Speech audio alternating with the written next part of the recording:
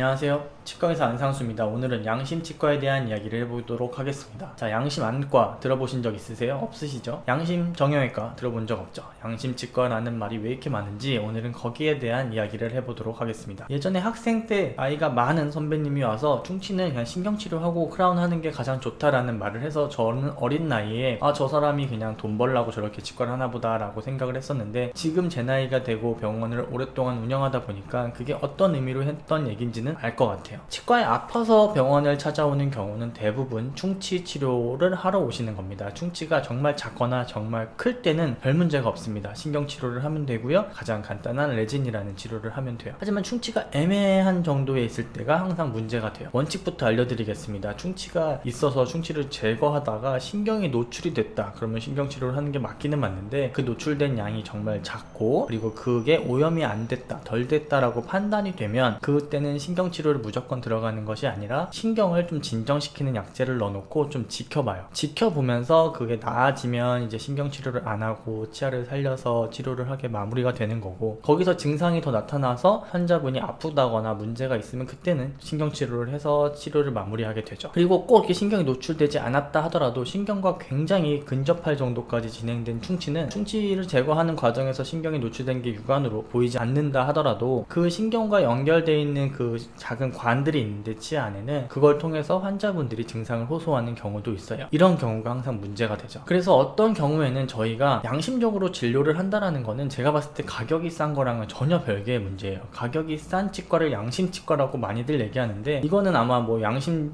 치킨 막 이런 것들 있잖아요. 싸게 파는 거, 그런 것과 이 진료라는 술식을 같이 비교를 하시면 안 돼요. 양심치과라는 거는 싼 치과가 아니고 양심적인 진료를 하는 곳이에요. 그 양심적인 진료를 한다라는 게 뭐 보험 진료를 한다든지 과잉 진료를 안 한다든지 이거랑은 맞는 얘기지만, 이 과잉 진료라는 게 약간 애매한 얘기일 수 있습니다. 환자분들이 생각하는 것과 저희 의료진이 생각하는 게, 예를 들면 이런 경우가 있어요. 신경치료를 안 해도 될 것 같아요. 충치가 어느 정도 진행이 됐지만 신경까지 갔다라는 게 확실하게 저희가 알 수 없는 경우, 이 경우에는 신경치료를 하는 게 맞을까요? 안 하는 게 맞을까요? 당연히 안 하는 게 맞죠. 왜냐면 당연히 신경치료를 안 하고도 증상이 없어지고 충치가 다 제거가 될 수 있으니까. 하지만 이때 신경치료를 안 하고 지켜보거나 또는 인내의 치료를 마무리를 했는데 환자분이 계속 통증이 있고 불편하고 아파, 그러면 이 원장이 치료를 잘못한 걸까요? 어쩔 수 없는 걸까요? 이 경우에 환자분들은 저 의사가 실력이 없다라고 생각을 하는데, 만약에 원장님이 그거를 예상을 하고 나 이 정도는 거의 뭐 아플 수 있지, 100%는 아니지만 뭐 한 반 정도는 아플 수 있어, 이 반 정도 아픈 환자분들이 와서 나에게 컴플레인, 불평을 하는 게 나는 듣기 싫고 굳이 그럴 필요 없고, 그러면 처음부터 신경치료를 하는 게 양심적이냐? 이게 양심적이지 않다라고 저는 생각을 해요. 그래서 충치가 어느 정도 심해서 신경치료를 무조건 가야 되는 경우에는 양심치과, 비양심치과가 나눠지지가 않는데, 양심치과라는 타이틀을 걸려면 제가 봤을 때는 어떤 충치에 대해서 확고한 어떤 진단 기준이 있어야 되고, 약간 애매한 경우,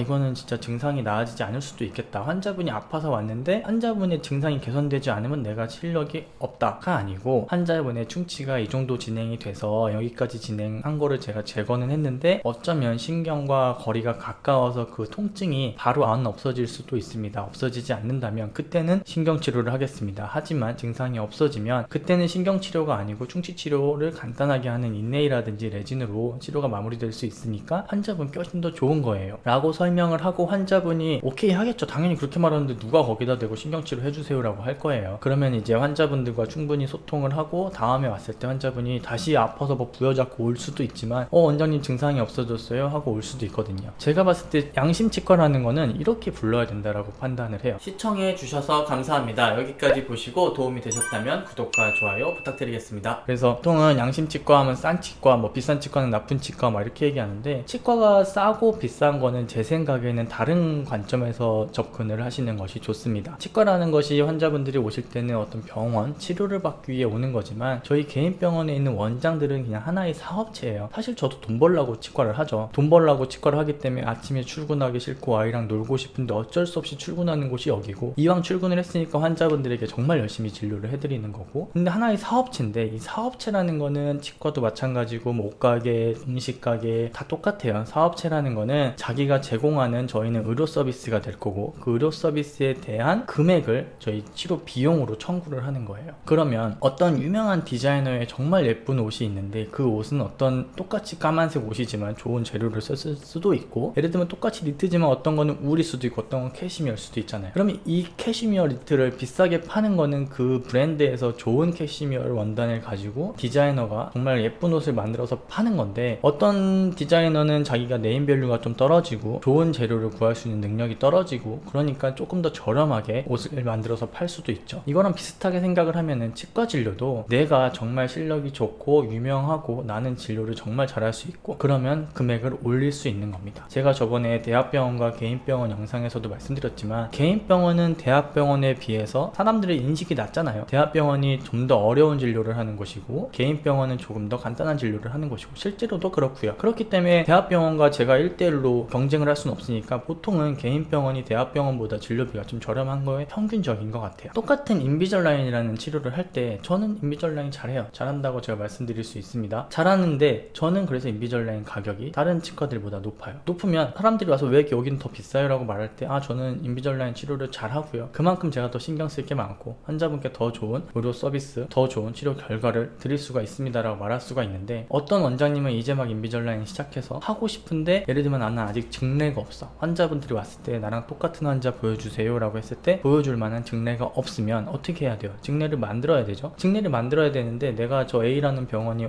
뭐 1000만원 받는데 나도 똑같이 1000만원을 받으면 환자 입장에서는 1000만원이라는 비싼 진료를 그냥 오늘 얼굴 보고 바로 결제를 할까요? 그런 환자분은 요즘에 한 명도 없다라고 판단을 합니다. 그러면 환자분들 입장에서는 저 치과도 가서 알아보고 저 치과도 가서 알아보고 자기랑 똑같은 환자 있어요 물어보고 막 비교를 해서 당연히 이 치과가 더 비싼데 증례도 많고 뭔가 수상 경력도 있고 그럼 이 치과를 선택하겠죠. 그럼 이쪽 원장님은 증례를 만들고 싶어도 만들 수가 없어요. 그래서 똑같은 인비절라인이고 똑같은 치료를 하고 이 원장님이 잘한다 못한다를 떠나서 증례를 만들고 싶은 원장님들은 당장 한 명이라도 더 시작하게 해야 되는데, 저 경쟁 많이 하는 치과에 비해서는 뭐 내세울 게 없는 거야. 그러면은 첫 번째로 건드릴 수 있는 게 가격이에요. 그래서 인비절라인도 보시면 비싼 병원, 싼 병원 있는데 알아보시면 보통은 그 지역에서 잘하고 많이 하시는 원장님의 수가가 가장 비쌀 겁니다.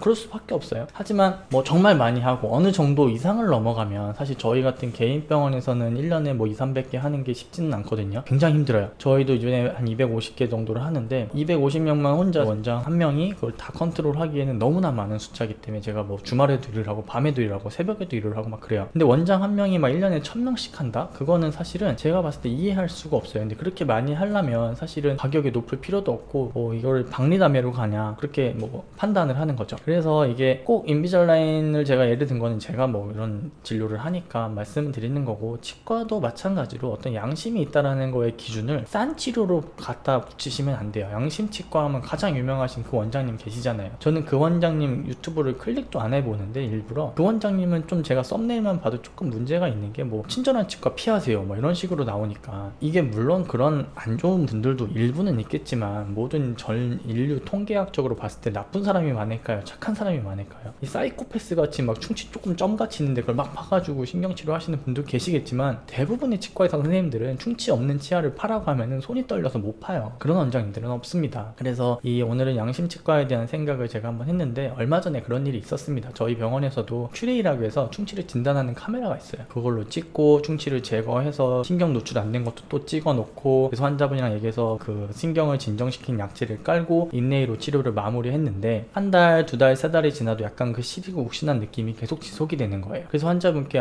신경 노출 안 된 것도 우리가 사진도 다 찍어 놓고 치료를 열심히 했는데 증상이 계속 되는 걸로 보니까 이제 신경 치료를 해야 됩니다 라고 말씀을 드렸더니, 환자분은 니네가 치료를 잘못해서 자기가 이렇게 두 번 고생하는 게 아니냐 라고 말씀을 하셔가지고, 제가 정말 길게 상담을 하고 이렇게 잘 이해를 시켜드린 다음에 신경 치료를 하고 크라운까지 다시 치료를 마무리를 했어요. 이거는 제가 봤을 때 저희가 치료를 잘못했다라고 생각은 안 하고요, 저희는 원칙대로 한 겁니다. 그런 치아를 신경 노출도 안 됐고 이렇게 깨끗하게 보이는 치아를 신경 치료를 여기서 그냥 미래를 판단을 해가지고 신경 치료를 한다라고 하면은 이게 과잉 진료죠. 하지만 환자분이 또 잘 이해를 해주셔가지고 잘 이렇게 뭐 기분 좋게 서로 마무리는 하긴 했는데, 그런 일들을 생각하다 보니까 뭐 이런 영상도 한번 찍게 된 것 같습니다. 그래서 오늘은 제가 주저리 떠들었지만 양심치과라는 거는 원칙 그대로 교과서적으로 진료를 하는 치과라는 거를 다시 한번 생각해 보시고요. 싼 치과는 나쁘다는 건 아닌데 싼 치과는 분명히 그런 이유가 있을 겁니다. 정말 실력도 좋고 하지만 뭐 박리담회로 하는 병원도 있을 수는 있고, 그게 아니라면 어떤 경쟁 우위를 가격이라는 걸로 찾는 병원일 수 있죠. 그래서 한번 주변 치과를 알아보실 때 이 영상이 조그만 도움이 됐으면 좋겠습니다.